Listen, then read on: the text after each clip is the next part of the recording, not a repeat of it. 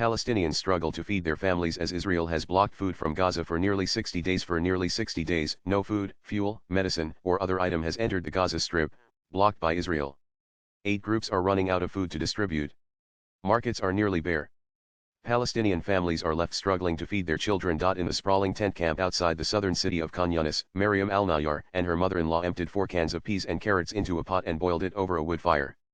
They added a little bouillon and spices. That, with a plate of rice, was the sole meal on Friday for the 11 members of their family, including 6 children. Among Palestinians, Fridays are sacred, a day for large family meals of meat, stuffed vegetables, or other rich traditional dishes. Al-Nayar said. Now we eat peas and rice, she said. We never ate canned peas before the war. Only in this war that has destroyed our lives. Around 2.3 million Palestinians in Gaza are now mainly living off canned vegetables, rice, pasta, and lentils. Meat, milk, cheese, and fruit have disappeared. Bread and eggs are scarce. The few vegetables or other items in the market have skyrocketed in price, unaffordable for most. We can't get anything that provides any protein or nutrients, Al-Nayar said. Israel imposed the blockade on March 2, then shattered a 2-month ceasefire by resuming military operations March 18. It said both steps aim to pressure Hamas into releasing hostages. Rights groups call the blockade a starvation tactic endangering the entire population and a potential war crime. Item by item, foods have disappeared, Al-Nayar said. When meat became unavailable, she got canned sardines. Those are gone. They used to receive cartons of milk from the UN. That ended weeks ago. Once a week, she used to buy tomatoes to give her children a salad. Now she can't afford tomatoes. Now, they are on a routine of cans of beans or peas and carrots, she said. When they can't find that, they get lentils or pasta from a charity kitchen. If she finds bread or sugar, she gives her kids bread dunked in tea to stave off their hunger, she said. I'm afraid my son's children will die of hunger, said Maryam's mother-in-law Sumaya al-Nayar. The 61-year-old said she and her husband have cancer. She has stopped taking her medication because it's unobtainable, and her husband is being treated in a hospital. Maryam worries how she'll feed her children when what's left in Gaza runs out. Maybe we'll eat sand, she said. Doctors warn that the lack of variety, protein, and other nutrients in children's diet will cause long-term damage to their health. Dr. Ayman Abutair, head of the therapeutic feeding department at Khan Younis Nasser Hospital, said the number of malnutrition cases has increased in a very substantial way. Specialized milk for them has run out, he said. The UN said it identified 3,700 children suffering from acute malnutrition in March, up 80 from February. Children need the food pyramid for their development, Abutair said. Meat, eggs, fish and dairy for their growth, fruits and vegetables to build their immune systems.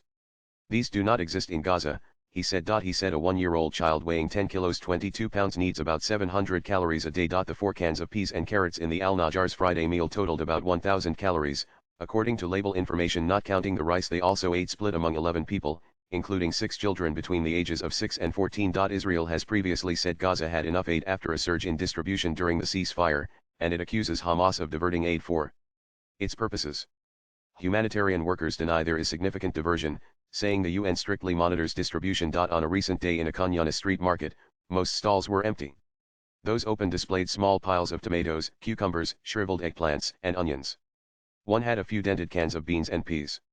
At one of the few working grocery stores, the shelves were bare except for one with bags of pasta. Tomatoes sell for 50 shekels a kilo, almost 14, compared to less than $1 before the war. I dream of eating a tomato, said Khalil Al-Faqai, standing in front of the empty stalls. He said he has 9 people to feed.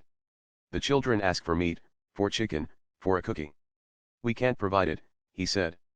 Forget about meat. We've got lentils. Great. Thank you very much. What happens when the lentils run out? The only vegetables are those grown in Gaza. Israeli troops have destroyed the vast majority of the territory's farmland and greenhouses or closed them off within military zones where anyone approaching risks being shot. The remaining farms' production has fallen for lack of water and supplies. Mahmoud al-Shair said his greenhouses yield at most 150 kilos 330 pounds of tomatoes a week compared to 600 kilos 1,300 pounds before the war. Even that can't be sustained, he said. In 2 weeks or a month, you won't find any at all. Israel has leveled much of Gaza with its air and ground campaign, vowing to destroy Hamas after its October 7, 2023, attack on southern Israel. It has killed over 51,000 Palestinians, mostly women and children, according to Gaza's health ministry, whose count does not distinguish between civilians and combatants. Almost the entire population has been driven from their homes.